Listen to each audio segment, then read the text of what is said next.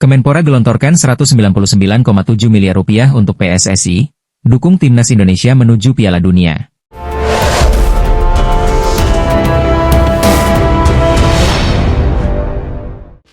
Menteri Pemuda dan Olahraga, Menpora, Dito Aryo Tejo menyatakan bahwa Persatuan Sepak Bola Seluruh Indonesia, PSSI, mendapatkan anggaran terbesar dari kementeriannya. Sebab, mereka mematok target meloloskan Timnas Indonesia, dari skuad junior sampai skuad senior, ke Piala Dunia. Hal ini dinyatakan Dito dalam acara penandatangan perjanjian kerjasama, PKS, antara Kementerian Pemuda dan Olahraga, Kemenpora, dengan induk organisasi cabang olahraga, IOCO, dalam rangka pemusatan latihan nasional, Pelatnas, 2025 dan penyelenggaraan kejuaraan dunia panjat tebing dan World Surfing League 2025 di Jakarta, Senin, 14 April 2025.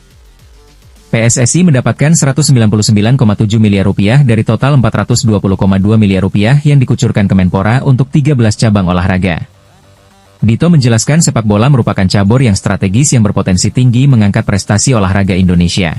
Anggaran ini akan digunakan PSSI untuk program pembinaan usia muda, mulai dari U17, U20, U23, hingga tim senior. Pemerintah memberi perhatian kepada PSSI melalui Instruksi Presiden Nomor 3 Tahun 2019 tentang percepatan pembangunan sepak bola nasional. Target kita jelas lolos ke Piala Dunia. Alhamdulillah, tim U17 telah mencatat sejarah dan ini harus terus kita dorong, kata Dito seperti yang dilansir Antara. Ketua Umum PSSI Erick Thohir pun menyatakan bahwa kepercayaan masyarakat menjadi aspek penting dalam membangun olahraga nasional, termasuk sepak bola. Ia pun menyatakan bahwa sejak awal pihaknya transparan dalam menyampaikan program-program PSSI.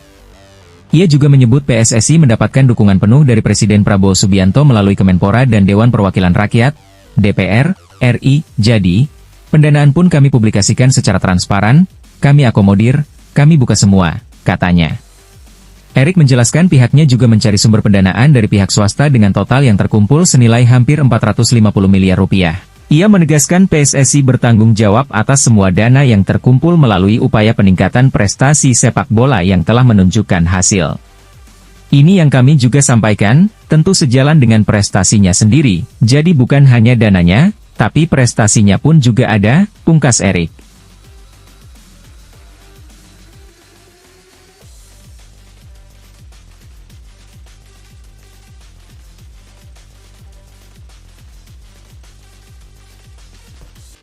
Bukan Tristan Goijer, pelatih Timnas Indonesia, Patrick Kluivert, ternyata inginkan pemain ini untuk dinaturalisasi. Fans Timnas Indonesia dihebohkan dengan kabar yang menyebut PSSI sedang memburu Tristan Goijer untuk dinaturalisasi. Kabar akan bergabungnya Tristan Goijer bersama Timnas Indonesia disampaikan oleh jurnalis asal Belanda, Denny van Laar. Indonesia telah melakukan kontak awal dengan Tristan Goijer dan berharap dapat meyakinkan bek tersebut untuk memilih untuk bergabung. Goijer baru-baru ini memberitahu Enam bahwa ia memiliki perasaan hangat terhadap negara tersebut, dan ada kemungkinan besar ia akan pindah, tulis Denny van Laar via X. Nama Tristan Goijer memang sudah lama digadang-gadang bakal menjadi incaran PSSI untuk mendapatkan paspor Indonesia. Pemain berusia 20 tahun ini dinilai layak bergabung karena memiliki kualitas yang luar biasa selama bermain di Liga Belanda. Pemain Ajax Amsterdam yang kini dipinjamkan ke PSV Zwolle ini bisa bermain 4 posisi sekaligus di lini belakang.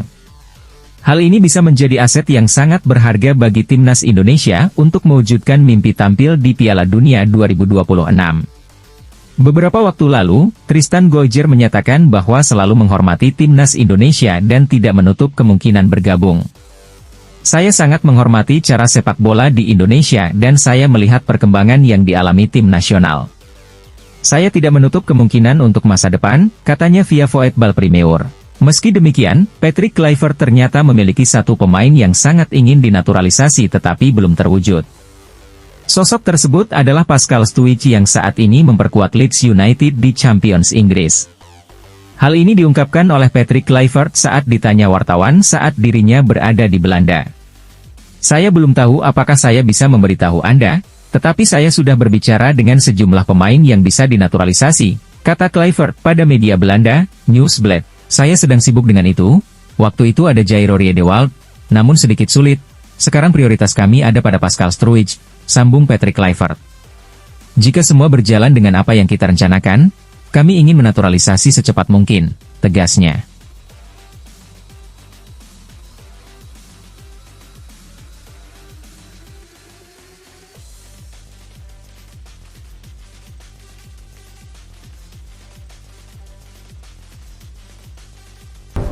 Anggota Komite Eksekutif PSSI, Arya Sinulinga menjelaskan saat ini PSSI akan terus mendekati pemain yang akan dinaturalisasi untuk bergabung dengan skuad Garuda dan membela timnas Indonesia pada masa yang akan datang. Sesuai kata Pak Ketua Umum, PSSI Erick Thohir, peluang lolos Piala Dunia 2026 kan semakin lebar, nah Pak Ketum ingin kita tambah pemain grade A, ujar Arya dikutip dari Antara. Jadi tunggu saja kejutan dari PSSI soal pemain grade A yang akan datang, lanjutnya. Arya juga menjelaskan perekrutan pemain naturalisasi merupakan proses yang sangat panjang. Ada banyak pemain grade A, pemain inti di sana, tapi yang pasti kalau dia belum sampai ke Indonesia, kita tidak mau ngomong panjang lebar, imbu pendiri klub Sada Sumut itu. Arya yang juga merupakan staf khusus Menteri BUMN itu kemudian menjelaskan Erick Thohir memiliki peran yang sangat besar untuk meyakinkan agar para pemain keturunan mau berpindah kewarganegaraan menjadi WNI. Kita beruntung punya Ketua Umum ex-Presiden Inter Milan, kemudian dia juga punya klub sepak bola, Oxford. Jadi ketika dia cari pemain berdarah Indonesia, itu informasinya akan banyak, dan beliau punya tim juga untuk melihat bagus atau tidaknya itu pemain, jelas Arya. Lalu kita beritahu Coach Patrick, ini ada pemain, Anda tertarik tidak? Justru akhir-akhir ini Coach Patrick sendiri yang merekomendasikan nama-nama pemain baru, tambahnya. Kemungkinan untuk sekarang kita akan proses lebih banyak dari sebelum-sebelumnya, untuk jumlah lihat saja nanti, tegas Arya Sinulinga. Media Malaysia, makan bola panik mendengar timnas Indonesia segera kedatangan pemain naturalisasi tambahan. Makan bola menilai, pemain naturalisasi tambahan di skuad timnas Indonesia bakal membuat level kedua tim semakin jauh. Ketua Umum PSSI Erick Thohir telah mengumumkan nama tambahan untuk timnas Indonesia. Diharapkan, pemain naturalisasi tambahan ini dapat memperlancar jalan timnas Indonesia melaju jauh di kualifikasi Piala Dunia 2026 zona Asia. Ini mimpi semua, mimpinya cepat. Rencana PSSI itu timnas Indonesia lolos ke Piala Dunia pada 2030, ujar Erick Thohir dalam kanal YouTube Liputan 6. Ini cepat, kenapa? Hidup itu harus ambil momentum, kebetulan generasi emas ada, pemain diasporanya dapat yang baik-baik, mereka diaspora yang berkorban, tambahnya. Pertandingan, kualifikasi Piala Dunia 2026, akan makin berat, semua negara juga ingin tampil di Piala Dunia, karena ingat, jatah Asia kan 8,5. Siapa yang enggak pengen lolos Piala Dunia 2026, tambah mantan Presiden Inter Milan ini. Hal ini tentu menjadi sebuah pertanyaan besar bagi media Malaysia, mengingat banyak negara Asia Tenggara lainnya yang sulit mendapatkan pemain naturalisasi berkualitas. Makan Bola pun mencoba mencari tahu alasan di balik kesuksesan PSSI dalam menarik talenta-talenta keturunan Indonesia di Eropa. Salah satu faktor yang mereka sebutkan adalah rasa cinta tanah air yang dimiliki oleh para pemain tersebut. Banyak pemain keturunan Indonesia yang lahir dan besar di Eropa, tetapi mereka memiliki darah Indonesia yang mengalir di tubuh mereka, ujar Makan Bola. Mereka memiliki rasa cinta tanah air yang kuat dan ingin berkontribusi untuk timnas Indonesia, lanjutnya. Yang terbaru, ada beberapa pemain lagi yang bermain di liga-liga Eropa menyatakan bersedia membela timnas, ini cukup mengejutkan. Ini tentu akan membuat level timnas Malaysia dan Indonesia bagai langit dan bumi, Malaysia makin tertinggal, tegasnya.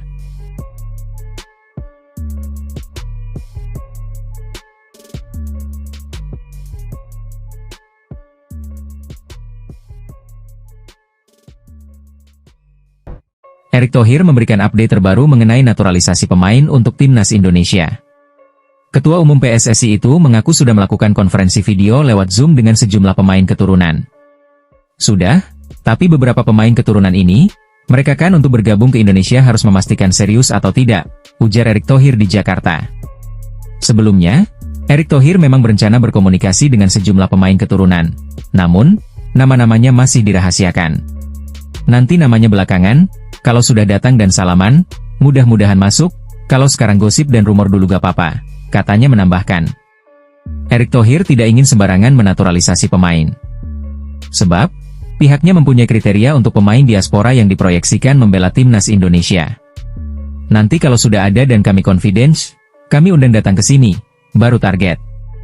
Jadi, daripada membaca rumor-rumor pemain ini dinaturalisasi, pemain itu enggak, imbuh Erick Thohir. Kami mempunyai standar, kami tidak mau asal menaturalisasi pemain, tutur mantan pemegang saham Inter Milan pada 2013 hingga 2018 tersebut. Sejauh ini, Erick Thohir telah menaturalisasi banyak pemain di timnas Indonesia. Namun, Erick belum puas, PSSI sedang memproses perpindahan kewarganegaraan satu pemain berdarah Indonesia yang rumornya adalah Mauro Zijlstra. Sekarang pelatih timnas Indonesia, Patrick Kluivert sedang di Eropa untuk memetakan lagi pemain naturalisasi. Apakah untuk posisi di lini depan atau yang lain, ucap Erick Thohir. Rumor naturalisasi baru, mungkin nanti, kita selesaikan dulu yang ada. Kalau sudah selesai kita kebut lagi, tegas Erick Thohir.